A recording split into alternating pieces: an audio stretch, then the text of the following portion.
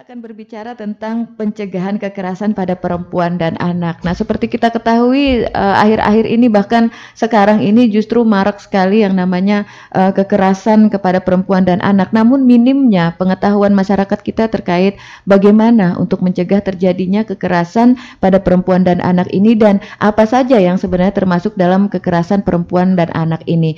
Kalau orang sering menarasikan bahwa kekerasan ini selalu berbentuk dalam tindakan fisik gitu ya, padahal ada kekerasan dalam bentuk verbal, ada juga kekerasan dalam bentuk lain-lain psikologis ya, yang mungkin itu juga sebenarnya mungkin lebih berbahaya daripada kekerasan fisik yang mungkin diterima. Nah, kita kasih pengantar dulu nih terkait kekerasan perempuan dan anak nih Bu Fahimah ya.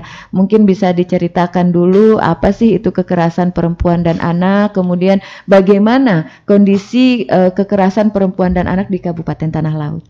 Oh iya, terima kasih. Sebenarnya begini, kita ya memang saat ini ramai ya terjadi kekerasan pada perempuan dan anak. Ramai, dan sebenarnya negara kita ini sudah banyak menyusun undang-undang, membuat undang-undang tentang penghapusan kekerasan terhadap perempuan dan anak. Namun yang seperti tadi disampaikan ya, mungkin informasi itu banyak yang belum sampai ke masyarakat. Ya, nah pada kesempatan ini kita akan fokus pada bagaimana kita melakukan pencegahan kekerasan dalam lingkup rumah tangga yang biasa kita sebut dengan KDRT ya, disingkat dengan KDRT. Nah, kita di Kabupaten Tanah Laut ini sebenarnya dari sejak 2021, 2022 sampai 2023 ini kasus kekerasan pada perempuan itu tuh terus meningkat. Tahun 2021 itu masih sekitar 8 ya. Itu yang terlaporkan ya Mbak, yang ketahuan, belum yang tidak ketahuan. Benar sekali. Tahun 2022 itu naik menjadi 10. Nah, tahun 2023 ini ulun melihat tadi itu sampai dengan bulan November itu sudah ada 19. Jadi kan meningkat sekali ya. Sangat signifikan sekali peningkatannya, hampir 100% ya dalam jangka waktu 1 tahun. Itu yang melapor. Padahal kita tahu ini kan sebenarnya KDRT ini sebenarnya banyak terjadi, banyak terjadi sebenarnya. Cuman masyarakat kita itu mungkin belum melaporkan. Bisa karena dia mungkin malu kan, karena aib keluarga kan yang disampaikan. Bisa juga karena dia nggak tahu mau kemana nih melapor. Jadi pada kesempatan ini sebenarnya saya berterima kasih banyak ini diberi kesempatan untuk mensosialisasikan sekali untuk kepada masyarakat kita ya Tanah Laut, untuk kalau misalnya ada kasus-kasus yang seperti itu ya bisa kita dilaporkan ke UPTD Perlindungan Perempuan dan Anak. Karena di P2KB itu ada UPTD-nya, namanya UPTD Perlindungan Perempuan dan Anak. Khusus ya perempuan dan anak-anak yang mengalami korban kekerasan. Hingga itu kondisinya. Baik, mungkin bisa dijelaskan dulu nih Bu Fahimah terkait apa saja yang termasuk di dalam kekerasan kepada perempuan ini. Jadi tidak hanya kekerasan fisik yang mungkin berupa pukulan, tamparan seperti itu. Nggak dikasih uang belanja aja mungkin termasuk kekerasan mungkin ya Bu Fahimah ya. Benar sekali. Secara psikologis itu. Baik, mungkin bisa dijelaskan dulu apa yang dimaksud dengan kekerasan terhadap perempuan dan anak, dan contoh-contohnya atau jenis-jenisnya itu seperti apa saja? Kalau menurut peraturan yang ada ya, kekerasan dalam rumah tangga itu maksudnya adalah setiap perbuatan terhadap seseorang, terutama perempuan. Karena ini lingkup rumah tangga KDRT ya, berarti bisa saja juga anak yang jadi korbannya. Jadi perempuan dan anak yang berakibat timbulnya kesengsaraan ya, sengsara, penderitaan secara fisik, seksual, psikologis, dan penelantaran. Itu menimbulkan itu. Jadi kita bisa lihat ya seperti apa yang dimaksud dengan kekerasan fisik. Itu kan bentuk-bentuknya ya. Ada namanya kekerasan fisik, yaitu perbuatan yang mengakibatkan rasa sakit, jatuh sakit, atau luka berat. Itu biasanya terjadi karena apa? Bisa karena dipukul, ditampar, ditendang, ya perbuatannya seperti itu ya. Nah, kekerasan psikis yang kedua adalah kekerasan psikis adalah perbuatan yang mengakibatkan ketakutan ya.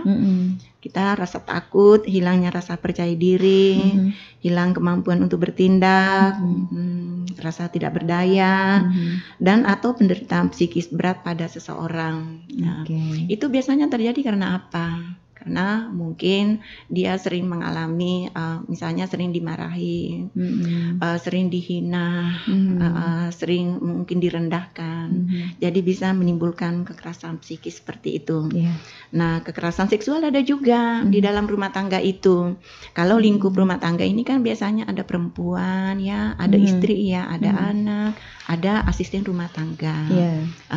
Bisa juga ada ponakan di dalamnya, di dalamnya. Nah, bisa juga itu ada kekerasan seksual di sana. Misalnya kakek melakukan kekerasan ke cucunya ada. Bapak tiri biasanya melakukan kekerasan seksual pada anak tirinya. Itu ada yang seperti itu. Nah, yang keempat yaitu tadi penelantaran. Penelantaran ia kadang memberikan nafkah ke istrinya, ke anaknya. Ada yang seperti itu. Dan itu banyak kasus-kasus yang kita tangani seperti itu. Dia ditelantarkan oleh pasangannya, kada dinafkahi. Nah, itu gambaran yang ada di tempat kami yang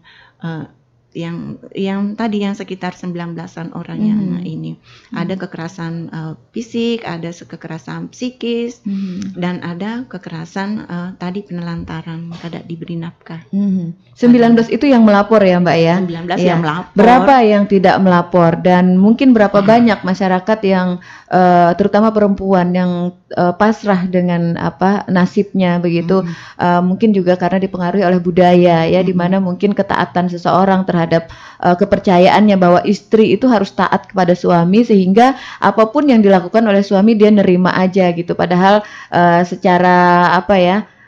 secara hukum mungkin sang suami itu sudah melakukan suatu tindak kekerasan terhadap istri, dan mungkin dalam hukum agama kita juga itu tidak dibenarkan ya. Tetapi karena kurangnya keberanian dari perempuan, kurangnya pengetahuan, dan seperti yang Mbak Pahimah sampaikan tadi, mereka nggak tahu mau ngadu kemana. Kalau mau ngadu malu nih gitu. Nah, jadi mungkin itu yang membuat masih banyaknya perempuan kita yang enggan ataupun malu ataupun tidak mau untuk melaporkan kekerasan-kekerasan yang dialaminya. Iya, benar seperti yang disampaikan tadi, karena kita ini kan orang timur ya, budaya patriarki itu kan masih kuat ya, budaya patriarki itu. Meskipun misalnya dan kita juga tahu ini kan sebenarnya pasangan ini suami istri, perempuan dan laki-laki ini kan ada namanya relasi kuasa ya. Laki-laki yang lebih berkuasa dari perempuannya, perempuan. Jadi sebenarnya kan hubungan dalam rumah tangga ini kan sebenarnya adalah hubungan sejajar kan, yang sebenarnya ada kesetaraan di dalamnya, ada keseimbangan di dalamnya. Nah, kalau keseimbangan ini ada saat tidak terjadi sesuatu atau misalnya sudah mulai berat sebelah, cenderung pihak suami yang berkuasa, akhirnya tadi yang perempuannya yang mengalami kekerasan secara psikis atau kekerasan fisik. Nah, itu yang terjadi selama ini. Dan ini mungkin bisa kita kita gambarkan sebagai sebuah fenomena gunung es mungkin ya Mbak Pahimah ya. Kalau melihat dari penjelasan Mbak Pahimah tadi, di tahun 2021 itu ada 8, 2022 10, 2023 itu 19. Kalau kita mau berpikir positif ya, bahwa angka 19 ini memang meningkat yang melapor. Tetapi apakah ini justru kita meruntuhkan gunung es itu sendiri? Artinya semakin banyak perempuan yang berani untuk melaporkan begitu. Mungkin saja di tahun 2021 cuma 8 yang berani melapor, padahal kasusnya mungkin ratusan. Gitu ya. Di tahun 2021 naik ke 10, 2 lagi nih yang nambah berani gitu kan. Kasusnya 100 gitu. Nah, di 2023 ini ada 19 kasus yang melapor. Artinya semakin menunjukkan keberanian dari perempuan atau meningkatnya pengetahuan masyarakat kita terhadap bagaimana mengantisipasi atau mengatasi kejadian KDRT atau kekerasan yang dialaminya. Nah, terkait itu nih Mbak, dari selama ini dari PPPA sendiri sudah melaksanakan program program apa saja. Sehingga kalau saya boleh menilai 19 angka 19 yang melapor ini merupakan satu keberhasilan dari program Anda, bahwa begitu banyaknya masyarakat yang sudah mengetahui informasi-informasi atau sosialisasi yang sudah Anda sampaikan terkait kekerasan. Memang selama ini kita sejak tahun 2021 ya, kita tidak bisa memungkiri ya 2021 ya 2022 kita ada kegiatan menunggal tuntung pandang ya dulu ya. Kita terus aktif ke lapangan tuh biasanya untuk memberikan sosialisasi, dan sering saya ngomong sama teman-teman, tolong mobil mobil perlindungan perempuan dan anak itu dibawa kemana-mana supaya masyarakat tahu. Masyarakat tahu, oh iya ternyata ada mobil perlindungan perempuan dan anak nih. Karena sebagai suatu media promosi juga Mbak ya. Kami biasanya seperti itu, tolong mobilnya itu dibawa ke lapangan supaya masyarakat tahu, oh ada tuh mobil perlindungan perempuan dan anak. Biasanya seperti itu. Jadi momen-momen yang ada itu biasanya kita manfaatkan untuk memberikan informasi pencegahan kekerasan terhadap perempuan dan anak ini. Biasanya kami sampaikan gini, mungkin ku bilang mungkin masyarakat kita itu tidak tahu kalau misalnya ada KDRT seperti itu, kalau kita yang turun tangan ya, dalam artian UPTD perlindungan perempuan dan anak turun, keluarga yang bersangkutan merasa ini ini pemerintah sudah mulai turun nih, turun. Betul. Pemerintah sudah mulai turun melindungi korban yang ada di dalam rumah tangga tersebut. Paling tidak mengurangi kekerasan fisik yang terjadi. Kalau kita sudah turun, biasanya pelaku itu sudah mulai segan untuk melakukan tindakan yang lebih berat, karena dia sudah merasa ini pemerintah sudah mengawasi, ini sudah harus kita waspada. Dia mungkin sudah berusaha untuk menekan perbuatannya supaya tidak ini. Jadi perempuan dan anaknya lebih terlindungi. Itu terutama tujuan kami kalau melakukan sosialisasi. Kalau misalnya kita secara pribadi ya mencoba untuk menegur kalau ada rumah tangga yang seperti itu secara pribadi ya, mungkin mereka beranggapan ya ini kan rumah tangga saya, kenapa kamu mau ikut campur?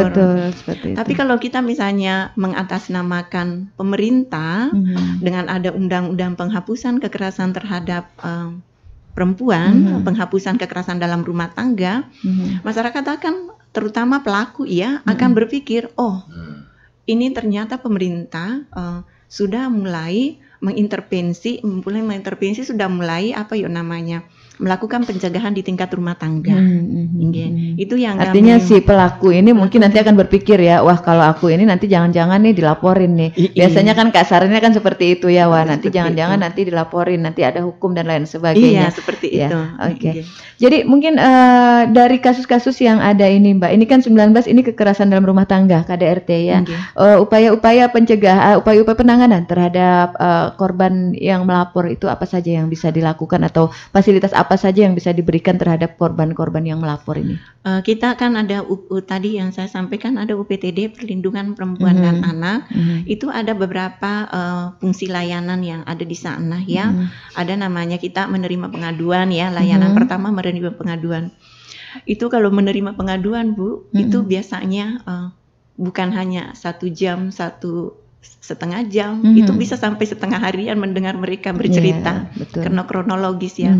Pada prinsipnya mereka yang datang ke tempat kami mengadu itu kita harus dengar, berempati, berusaha untuk mendengar, memahami dulu permasalahannya, turut berempati dengan dia. Kita mendengar dulu dia tuh, ada yang sampai menangis, ini mendengar cerita dulu. Beberapa jam pertama itu kita spesial mendengar cerita, itu pengaduan.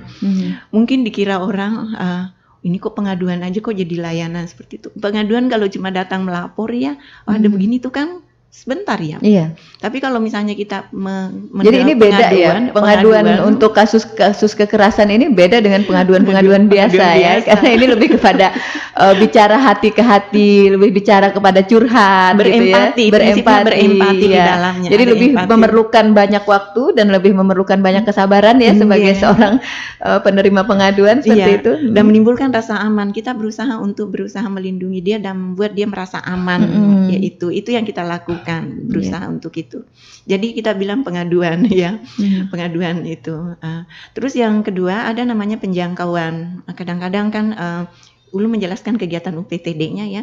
Penjangkauan itu kalau misalnya yang melapor itu biasanya melapor aja. Ada Bu kasus di sana kayak ini. Iya. Biasanya kita pastikan itu kita turun ke lapangan untuk memastikan asesmen di lapangan benarkah ada yang dilaporkan ini. Nah, baru kita melakukan intervensi berikutnya. Terus ada yang namanya mediasi. Nah, kasus-kasus KDRT yang ada di tempat kami itu juga biasanya kita mencoba untuk mediasi. Nah, mediasi antara kedua belah pihak ini, pasangan suami istri ini. Biasanya kita lakukan konseling keluarga. Ya, itu. Terus ada yang namanya konseling oleh psikologi klinis ya. Terus ada juga yang namanya rumah perlindungan. Kalau misalnya ini dia lari dari rumahnya, sudah mengalami kekerasan, biasanya itu dia pertama kali dia ke Polres dulu, UPPA Polres. Dia perlu ditampungkan. Akhirnya kita bekerja sama, biasanya dirujuk ke tempat kami untuk dilakukan penampungan sementara selama 14 hari. Sambil biasanya kita mediasi juga dengan pihak pelakunya atau suaminya gitu. Jadi itu layanan-layanan yang diberikan. Pernah juga kami memberikan layanan bantuan hukum ya, karena ada layanan bantuan hukumnya juga ya, kerjasama pada kasus-kasus kekerasan dalam rumah tangga yang dalam proses perceraian yang mengalami tekanan dari suaminya. Ada yang seperti itu, suaminya kadang mau menceraikan istrinya, tapi perempuan ini sudah berkali-kali mengalami KDRT. Dia ini berusaha bertahan, suaminya tetap mempertahankan, karena kita tahu ya biasanya pelaku KDRT itu kan siklusnya terus menerus ya. Betul sekali. Bukan hanya sekali biasanya. Ada yang bisa bertahan sampai 3 tahun dia bisa bertahan, dia pertahankan, habis itu dia berpisah. Ada yang sampai 5 tahun. Biasanya seperti itu berulang terus siklusnya yang dilakukan oleh pelaku. Yang seperti itu. Jadi kita berupaya untuk melakukan pendampingan pada korban. Ada nggak Mbak yang berakhir sampai ke ranah hukum nih? Misalnya sampai si pelaku itu mendapat hukuman di penjara seperti itu karena kasus KDRT yang dilakukan terhadap istrinya? Belum pernah ya. Masih sifatnya delik aduan. Masih sifatnya delik aduan. Jadi istilahnya belum ada lagi nih si istri yang mengadukan sampai ke ranah hukum. Ada yang mengadukan tapi biasanya kita sampaikan. Itu kan biasanya hukumannya sampai 5 bulan ya, 5 bulan aja. Kami sampaikan ini kan sebentar aja prosesnya ini nih. Hukumannya juga ini, aku bilang kami sampaikan mediasi dulu seperti itu.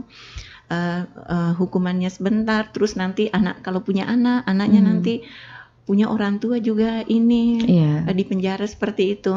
Ya pada akhirnya enggak ada yang sampai ditahan ya, tapi biasanya berakhir dengan perceraian biasanya. Perceraian di pengadilan agama biasanya. Seperti itu. Baik ya. Berbicara tentang kekerasan tidak hanya kepada perempuan tapi juga kepada anak nih. Nah, ini juga marak terjadi apalagi dengan adanya smartphone sekarang ini ya, di mana sedikit-sedikit itu viral gitu kan. Nah, jadi ini memudahkan bagi anak-anak kita ini untuk meniru-niru apa yang viral selama ini, padahal mungkin itu adalah suatu hal yang termasuk di dalam kekerasan terhadap anak tadi. Untuk kasus kekerasan anak sendiri di tanah laut ini seperti apa, Mbak Fahimah? Iya, Inge. Ulun lanjutkan lagi ya, dan kita pindah lagi ke topik kekerasan terhadap anak ya. Terhadap anak ini kita juga ada mengalami peningkatan juga kasusnya. Ini di tahun 2023 ini sampai dengan November sudah ada 39 kasus ya. Ada 39, tahun 2022 itu sekitar 30 ya, 30.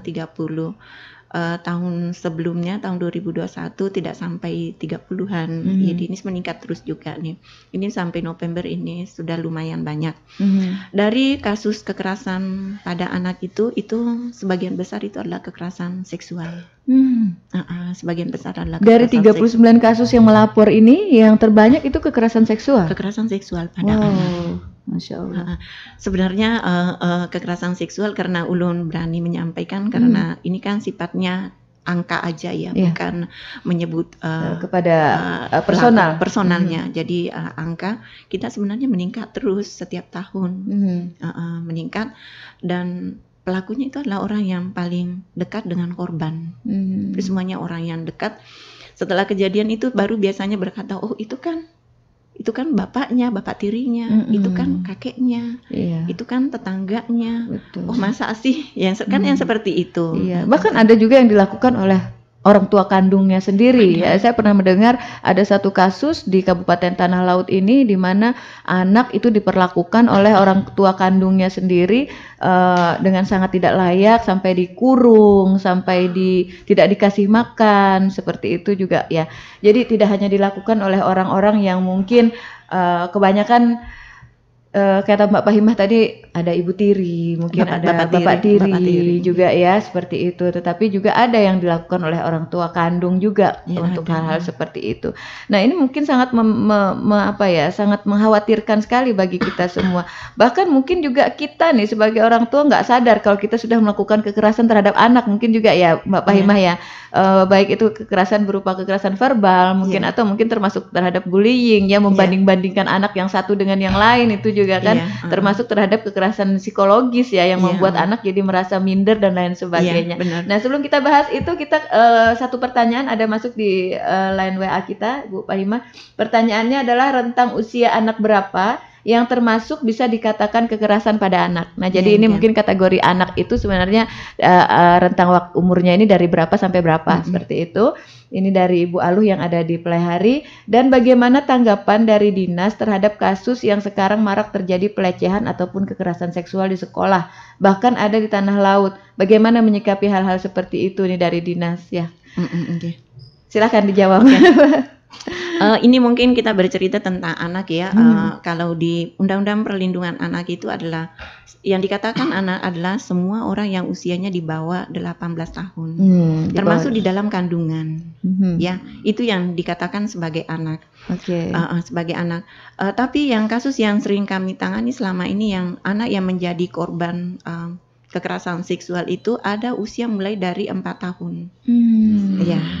Mulai dari 4 tahun. 4 tahun sudah mengalami kekerasan seksual. Ada yang pernah menjadi korban. Iya, itu yang ini. Jadi anak tadi itu ya usianya di bawah 18 tahun ya, sebelum termasuk yang di dalam kandungan. Itu yang dikatakan dengan anak. Jadi kadang-kadang itu badannya kelihatan bongsor ya, benar. Tapi dibilang anak ya, padahal badannya sudah gede kayak gitu. Itu kan dilihat dari badannya, dari secara fisik ya. Secara fisik. Tapi kita kan menurut ini dari kronologisnya, dari tahunnya kan yang kita lihat yang dikatakan anak itu. Jadi semua orang yang usianya di bawah 18 tahun itu dikatakan anak. Dan itu ada undang-undangnya, Undang-Undang Perlindungan Anak. Nah, anak ini sebenarnya sangat dilindungi oleh negara ya, karena banyak sekali undang-undang yang mengatur tentang anak ini sendiri. Satu, Undang-Undang Perlindungan Anak, terus kedua ada namanya Sistem Peradilan Pidana pada Anak. Itu kan anak juga diperlakukan meskipun dia berhadapan dengan hukum, dia masih tetap diperlakukan sebagai anak secara manusiawi ya. Kalau misalnya ada yang anak yang yang berhadapan dengan hukum sebagai pelaku, kalau misalnya dipidana ya, dipidana itu biasanya dia di tahanan khusus untuk anak. Yang adanya di Kalimantan Selatan itu cuma satu, ada di Martapura ya. Tidak digabung dengan orang dewasa. Jadi dilindungi. Terus ada yang terakhir itu Undang-Undang Tindak Pidana Kekerasan Seksual. Itu yang termasuk yang sangat melindungi anak ya, yang ada sekarang ini. Mungkin masyarakat kita ini belum paham bagaimana dengan undang-undang ini, bagaimana meremehkan kan biasanya kayak kasus-kasus pelecehan. Dibilang itu kan hal yang biasa aja. Iya, bagi orang dewasa hal yang biasa. Tapi bagi seorang anak itu kan menimbulkan dampak psikologis bagi anak tersebut. Iya, Inge. Nah, itu jadi mungkin juga perlu kita jelaskan juga Bu Fahimah, bahwa terkait kekerasan seksual ini jenis-jenis ini seperti apa saja. Tidak selalu harus yang berhubungan dengan alat kelamin, mungkin seperti itu ya, tetapi juga melakukan tindakan-tindakan pelecehan yang menyebabkan ada orientasi di bagian tubuh seorang anak, itu juga termasuk terhadap kekerasan seksual. Kekerasan seksual, iya. Ya, memang yang kekerasan seksual itu kan ada yang kita maksudkan ini ya, termasuk yang pencabulan tadi ya, terus yang pelecehan tadi ya, misalnya menyentuh bagian-bagian vitalnya seorang anak ya, mulai dari payudaranya dengan kemaluannya, itu kan sebenarnya termasuk ini. Maka bahkan ulum bercerita tentang kasus ya, ada kasus kami dulu itu tahun 2022 kemarin itu anak yang belum sempat dia ndak dicabuli sama pelakunya. Cuman anak ini dipaksa untuk memegang alat vital laki-laki itu. Tapi setelah kita lakukan pendampingan psikologis pada anak tersebut, anak itu menimbulkan trauma yang dalam. Betul. Trauma yang dalam dengan kejadian itu. Karena kenapa? Anak ini mulai dari kecil dia dididik oleh ibu bapaknya, keluarganya dengan pola pengasuhan yang baik. Dia orang tuanya sering mengajari anaknya bagaimana caranya menjaga diri. Jaga diri itu dalam artian bagian tubuh mana yang tidak boleh disentuh sama orang, dan juga kita tidak boleh menyentuh punya orang. Jadi misalnya anak bagian dada, kemaluan itu tidak boleh dipegang sama orang, dan juga kita tidak boleh melakukan pada orang lain. Nah, ketika ada seorang pelaku yang mencoba untuk memaksa dia untuk memegang alat vital lakian tersebut, dia trauma, dia ketakutan. Kita lakukan pendampingan psikologi klinis. Waktu itu anaknya trauma mendalam, ada ketakutannya, histeris anaknya, sulit tidur. Kita dilaporkan ke polisi kan waktu itu tuh diproses hukum, dan keluar hasilnya kemarin tuh vonisnya itu pelakunya 5 tahun dan 6 bulan. Itu kan kelihatan sepele kalau orang dewasa mengatakan masa sih hanya dipegang seperti itu, dipaksa dipegang seperti itu. Terus dia diproses apa tuh namanya, divonis sampai selama itu. Iya, kalau bagi orang dewasa bukan, itu mungkin sudah hal yang biasa. Tapi bagi seorang anak itu kan mempengaruhi tumbuh kembangnya dia. Nah, bahkan bisa menghancurkan masa depannya seperti itu ya, karena ketakutan dia trauma di sejak kecil seperti itu. Nah, maraknya kejadian-kejadian pelecehan atau kekerasan seksual di sekolah nih, sesuai dengan pertanyaan dari Ibu Aluh ini tadi ya. Mungkin ada kasus-kasus juga yang terjadi di tanah laut ya terkait hal ini, yang kejadiannya ini ada di sekolah. Nah, apa upaya yang telah dilaksanakan oleh Dinas DP2 KBP3A nih, Mbak Fahimah? Kalau sebenarnya kami ini di tempat kami itu kan memang ada namanya pemenuhan hak anak, yang ini belum sekalian melebar kemana-mana ini. Ada namanya pemenuhan hak anak, ada namanya kita itu hak partisipasi anak di sekolah. Dengan harapan di sekolah itu sebenarnya kita sudah membentuk ada namanya forum anak daerah di sekolah itu tuh. Dia fungsinya nantinya sebagai pelopor dan pelapor, ya, pelopor dan pelapor.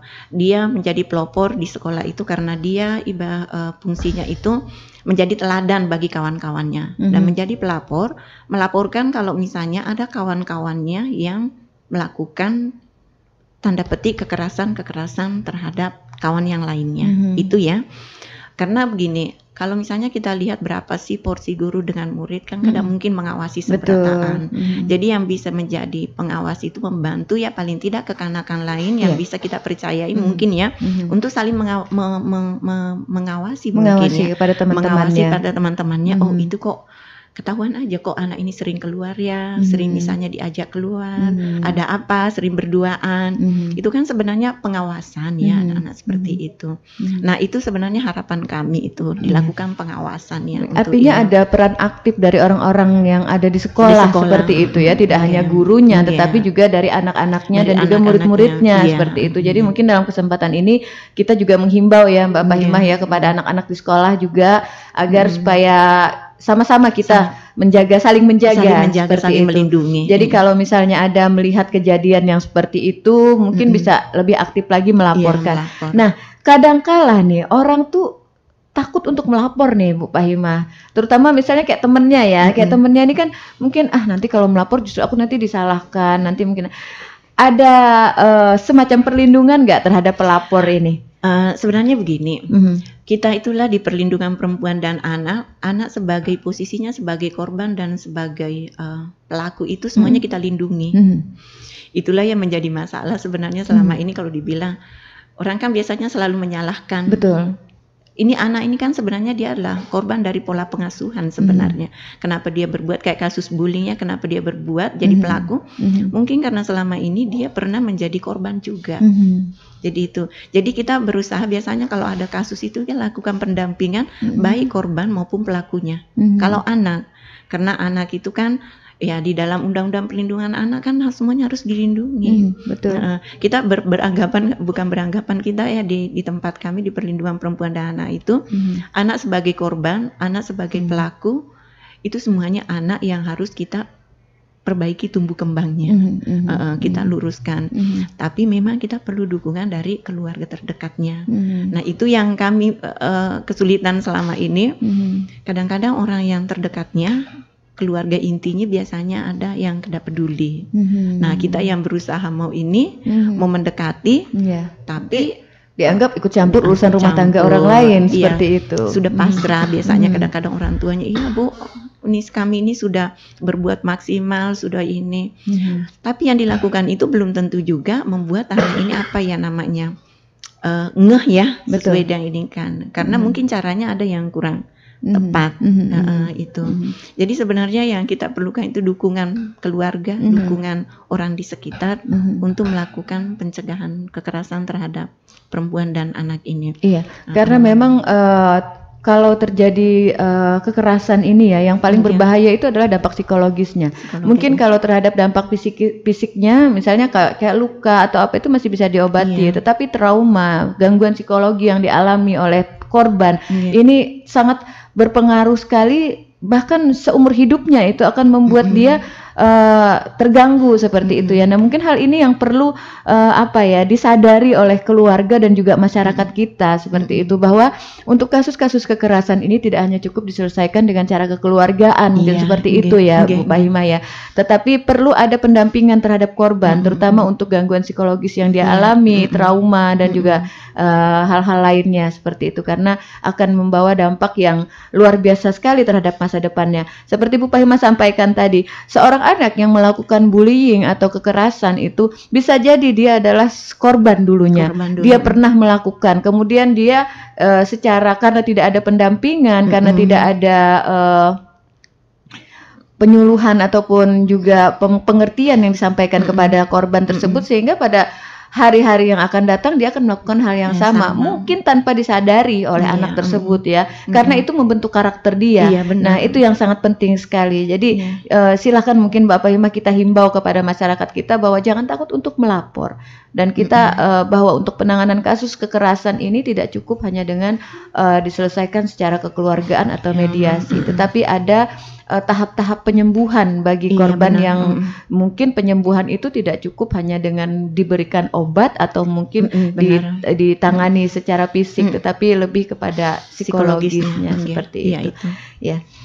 Nah, jadi tadi kalau di sekolah itu kita ada yang namanya forum anak sekolah ya Mbak yang FAD, Forum Anak Daerah. Forum Anak Daerah itu ada siswanya yang menjadi perwakilan dari sekolah-sekolah seperti itu, atau mungkin di sekolah itu ada satu perwakilan atau mungkin ada satu organisasinya per sekolah atau per daerah yang merupakan perwakilan dari sekolah-sekolah. Itu tadi sebenarnya kita sudah ada beberapa yang dibentuk ya.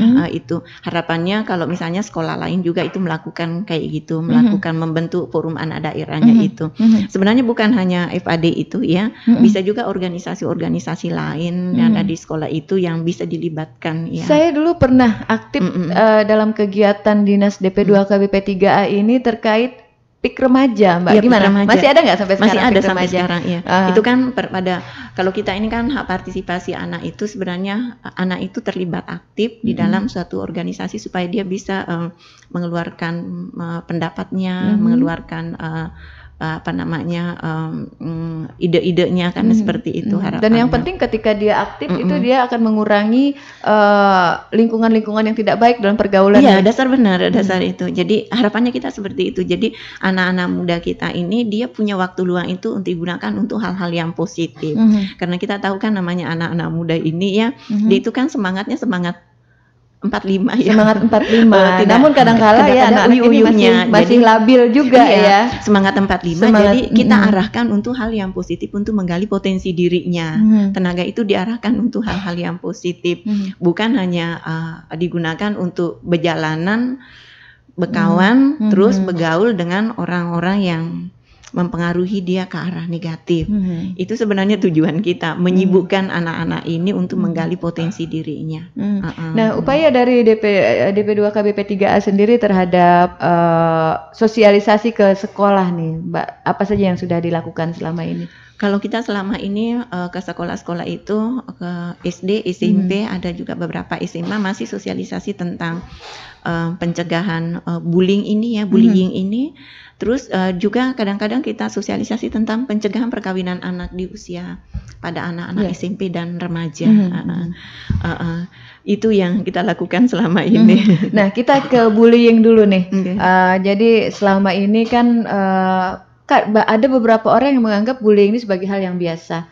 Bercanda gitu doang, gitu ya bahasanya gitu ya di anak-anak kita sekarang. Padahal mungkin si penerima candaan itu dia tidak siap, atau mungkin dia masukin ke hati, atau mungkin dia merasa itu kena banget di perasaan dia, sehingga menimbulkan trauma bagi orang yang menerima candaan-candaan yang tidak. Bahkan saya ada melihat satu kasus seseorang ini dicandain sama temannya dan dia tidak terima, malah sampai membunuh kepada temannya tersebut. Terjadi di anak remaja seperti itu ya, kasus-kasus terbaru ini. Nah, jadi kita berbicara tentang bullying nih, mungkin bisa dijelaskan dulu nih Mbak Fahimah terkait bullying ini, supaya anak-anak ini paham gitu. Kalau bercanda jangan keterlaluan. Artinya kalau misalnya melakukan intervensi atau intimidasi terhadap teman, itu harus dipikirkan terlebih dahulu seperti apa yang tidak sampai menimbulkan dampak kekerasan terhadap anak. Iya. Mengenai bullying ini kan lagi rame sebenarnya ya, lagi viral, tapi karena dampaknya juga ini lumayan berat ya secara psikologis ya. Kalau kita lihat di bullying ini, menurut pengertiannya itu adalah segala bentuk penindasan ya, penindasan atau kekerasan yang dilakukan dengan sengaja ya. Ini dilakukan dengan sengaja ya, oleh satu orang atau sekelompok orang yang lebih kuat terhadap orang lain dengan tujuan untuk menyakiti dan dilakukan secara terus-menerus. Jadi ini sebenarnya dilakukan dengan sengaja untuk menyakiti dan dilakukan secara terus-menerus, berulang-ulang. Jadi sasarannya berulang-ulang disakiti terus ini nih. Ini biasanya terjadi pada anak-anak SD biasanya ya, SD, SMP. Kalau yang sering kami dapatin SD dengan SMP. Kalau SMA mungkin sudah lain bentuknya ya, kekerasan pada anak-anak SD dengan SMP yang biasanya sering mengejek-ngejek kawannya. Sebenarnya dia mungkin bercanda, tapi yang seperti yang Ibu sampaikan tadi itu kan yang menerima ini kada siap. Dia menanggapinya, oh ulun dicap seperti ini, dilabel seperti ini, dihina. Dia merasa terhina dengan yang seperti itu. Gimana dampaknya? Biasanya dampaknya kalau sudah seperti itu, anak yang dibully biasanya dia sudah mulai malas pergi sekolah ya, malas belajar dulu, malas belajar. Habis itu sudah itu malas pergi sekolah mungkin ya, malas pergi sekolah. Mungkin setelah lama-lama akhirnya dia ndak mau sekolah lagi, putus sekolah ya akhirnya ya. Itu dampaknya. Ada juga yang itu dampak psikisnya, tapi ada juga dampak lainnya secara fisik. Ada yang memang yang dilukain.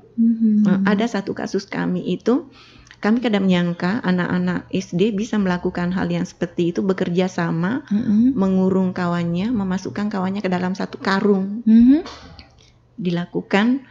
Melakukan hal yang seperti itu. Jadi saya kaget, anak-anak kok bisa bersekongkol melakukan hal yang seperti ini. Kami memang rencana selama ini melakukan melihati perilaku yang seperti itu. Anak-anak kok bisa bersatu ya, bekerja sama ya, melakukan hal-hal yang negatif terhadap kawannya. Kok ada yang menegurnya ya, kami seperti itu. Mungkin maksudnya bercandaan, tapi sudah menyakiti kawannya. Kawannya ini sudah akhirnya kan tidak berani masuk sekolah. Akhirnya kawannya seperti itu, sudah disakitin, sempat dirawat di rumah sakit kemarin itu. Habis itu tidak berani masuk sekolah dulu. Nah, dampaknya yang seperti itu. Mungkin yang berat-berat itu yang seperti itu ya. Kalau yang ringan-ringan ya itu tadi mungkin mengejek-ngejek yang seperti itu, mengejek. Iya. Tapi itu kan menimbulkan rasa rendah diri juga biasanya sama pada anak-anak itu. Bahkan gangguan secara psikologis ini lebih berbahaya ya dibandingkan menjadikan secara fisik, akhirnya kan membuat menjadikan anak-anak generasi muda kita itu akhirnya yang jadi korban ini kan akhirnya kada percaya diri, kada pedean betul. kan. Padahal harapan kita kan generasi muda kita itu kan anak yang bertanggung jawab, percaya diri, kuat kan seperti itu. Jadi sebenarnya kalau kami di perlindungan perempuan dan anak ini melindungi anak supaya dia tumbuh kembangnya itu baik, secara psikis arahnya ke sana untuk ininya. Ketika psikisnya sehat ya, dia bisa berpikir dengan baik seperti itu. Iya, dia menjadi generasi muda yang berkepribadian, berkarakter lah ininya untuk melindungi mereka dari yang seperti itu. Baik nih, kita biar lebih jelas lagi nih Bu Fahimah, mungkin untuk terutama untuk bullying nih, apa-apa saja sih kategori bullying ini? Tadi sudah ada beberapa Bu Fahimah sampaikan. Misalnya seperti mengata-ngatai, mengejek gitu, atau justru sampai kepada fisik. Nah, mungkin lebih detail lagi bisa dijelaskan kategorinya dari bullying ini sendiri seperti apa, biar masyarakat kita ini ngeh gitu loh, bahwa tindakan seperti itu yang mungkin selama ini dianggap sebagai hal yang biasa, ternyata itu termasuk dalam kekerasan kepada anak. Iya. Ini ada beberapa ya kategori bullying ini. Yang pertama itu ada namanya kontak fisik ya, kontak fisik langsung ya. Nah seperti apa tindakan memukul ya, itu kan kelihatan ya, mendorong, menggigit, menjambak rambutnya ya, menendang. Ini juga mengunci seseorang dalam ruangan. Kadang-kadang kan ada iseng-iseng nih kekawanan ini, mencubit, mencakar, ya. Juga termasuk memeras dan merusak barang yang dimiliki orang. Kadang-kadang kan ada anak itu ya, namanya memalak ya. Ya, itu sering. Ya, sering banget terutama untuk urusan palak memalak ini ya. Ya itu juga termasuk sebenarnya, termasuk merusak barang yang dimiliki orang lain. Ini biasanya karena dia sirik loh, mungkin kira-kira ya, kita itu kan kadang-kadang sirik ya, dirusaknya barang punya kawannya. Itu kan sebenarnya apalagi kalau barang itu barang kesukaan seorang anak ya, dirusak itu kayak menyayat-nyayat. Betul. Iya, kayak membuat anak itu terluka. Tapi si pelaku ini itu tuh karena usil aja, karena niatan itu mau bercandaan aja sebenarnya ya, tetapi dia tidak sadar bahwa apa yang dia lakukan ini sudah sangat melukai seseorang seperti itu. Nah itu tadi kalau bullying yang dilakukan secara kontak fisik langsung. Kalau yang kontak verbal langsung itu misalnya tindakan mengancam ya, mengancam, mempermalukan, merendahkan, mengganggu, memberi panggilan nama, melabeli. Biasanya itu kekanakan di sekolah itu kita tanyain, kayak pacarannya ada yang enggak pernah memberi nama sama kawannya. Ada Bu, nama bapaknya kita panggilkan ke nama anaknya. Ya enggak bisa lah. Iya, anaknya itu dari dulu kalau seperti itu. Gitu. Mulai zaman kita kecil dulu juga suka bercanda sama teman itu, panggil-panggil nama orang tua biasanya. Anaknya jadi ini kan sarkasme yang sadis ya, merendahkan, mencela, mengejek, mengintimidasi, memaki, termasuk juga kayak menyebarkan gosip-gosip ini. Nah itu termasuk bullying yang kontak verbal langsung ya, kayak gitu. Kalau terus kita lanjutkan ke perilaku nonverbal ya, tindakan melihat dengan sinis. Nah, kadang kan kita di sekolah itu ya ada kawan kita datang melihat kita dengan sinis kan. Ya itu yang ini perilaku nonverbal ya, tapi langsung melihat dengan sinis. Terus juga kadang-kadang kan itu ada yang kayak suka menjulurkan lidah, ngejek-ngejek gitu ya, melet-melet. Terus apalagi menampilkan ekspresi muka yang merendahkan. Mengejek. Mengejek juga kan semuanya, mengejek, mengancam, ya biasanya seperti itu. Terus yang perilaku nonverbal yang tidak langsung, misalnya tindakan mendiamkan seseorang. Ya, biasanya memanipulasi persahabatan sehingga menjadi retak. Biasanya sengaja mengucilkan atau mengabaikan atau mengirimkan surat kaleng. Biasanya kan kekanakan itu ada yang beginian ini seringnya di kalangan anak perempuan biasanya nih, yang begini ini. Nah biasanya seperti itu. Pada jangan berkawan lah dengan ini, kan termasuk sebenarnya. Termasuk juga mungkin ada tindakan geng-geng seperti itu di sekolah biasanya ya Bu Fahimah ya. Tapi itu kan kalau misalnya kita lihat ya, anak-anak yang jadi dikucilkan kayak gitu kan merasa dia kan minder Bu. Dia minder, enggak percaya diri kan akhirnya. Padahal kan anak-anak seusia seperti itu kan harusnya kan aktif bergaul dengan siapa, percaya diri kan bergaul. Tapi dengan adanya perlakuan misalnya dengan satu orang atau sekelompok anak yang seperti itu, akhirnya kan ya ini akhirnya dia tidak percaya diri, akhirnya malu dia. Nah, dampaknya lagi ketika dia merasa tidak percaya diri, kemudian dia mendendam seperti itu, malah akan merubah dia menjadi seorang pribadi yang mungkin temperamental seperti itu ya. Bahkan ada keinginan untuk balas dendam dengan orang lain seperti itu. Dampaknya seperti itu. Jadi untuk itu sebenarnya kami di perlindungan perempuan dan anak itu salah satu prinsip kami itu adalah ketika cerita tentang anak adalah non diskriminasi. Kita tidak boleh, selalu kami sampaikan sesama ini di perlindungan anak itu salah satu prinsip dasarnya adalah non diskriminasi. Tidak boleh membeda-bedakan setiap anak, baik dia dari segi secara fisiknya misalnya, dari segi status ekonominya, dari latar belakangnya, tidak boleh cacatnya misalnya, tidak boleh kita menginikan. Jadi semuanya sama, karena sebenarnya kita itu semuanya kepingin diperlakukan baik, kepingin diperlakukan baik, semuanya kepingin nyaman, semuanya kepingin kondisinya enak gitu kan, semuanya mau seperti itu. Siapa sih yang mau lahir dalam keadaan betul?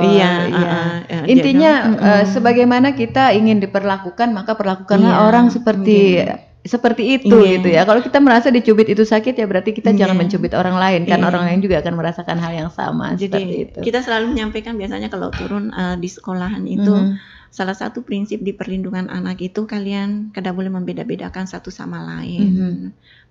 Karena kita di perlindungan perempuan dan ini harapannya sebenarnya anak itu kan generasi penerus yang terus kita lindungi dari berbagai hal-hal yang negatif kan ininya. Itu Bu yang kegiatan kami itu. Oke. Bu Pahimah, tidak terasa hampir 1 jam kita berbincang-bincang, dan karena waktu kita yang sangat terbatas sekali, mungkin ada closing statement yang ingin Bu Pahimah sampaikan, himbauan kepada masyarakat ini terkait bagaimana kita untuk mencegah terjadinya kekerasan kepada perempuan dan anak ini.